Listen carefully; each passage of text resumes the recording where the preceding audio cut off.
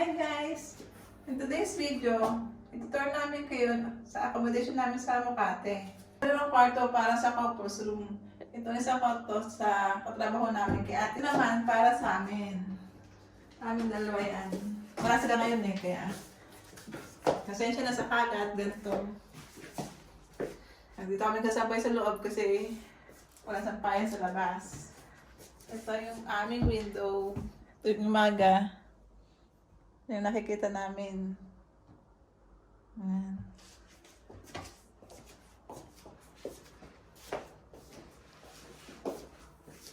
Tapos, ito yung mini pantry. Na puro food is life. Ito yung bigas na mura dito.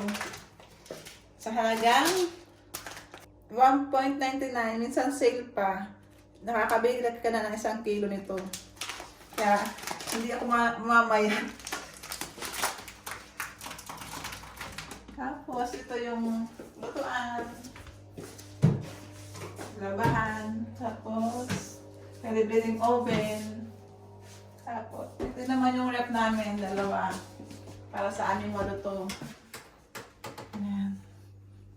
Ito yung stock namin ng food. Tapos, ito yung aming banyo.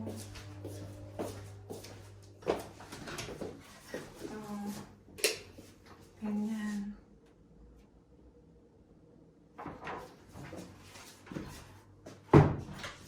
Ito naman para sa mga individual o single. So, wala ng tao dito ngayon. Ito yung room. Tapos ito yung sa labas nila. Ito yung sabka na parang 7-Eleven sa atin. Nasa ano lang kami, nasa gitna kami ng city. Andito na lahat ng kailangan mo. Tapos may katabi rin butika, yung Aptica. Yung butika nila is Aptica ang tawag. Yan.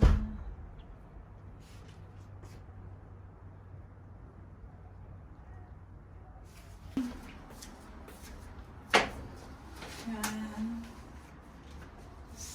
Tingin-tingin sa labas.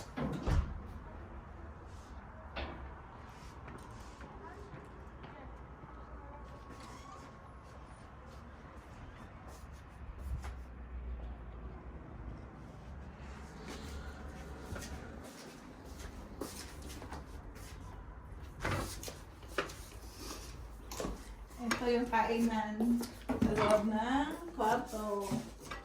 Tapos sa kwarto lang pakakain. Okay na guys. Thank you guys. That's it for today's video. Thank you.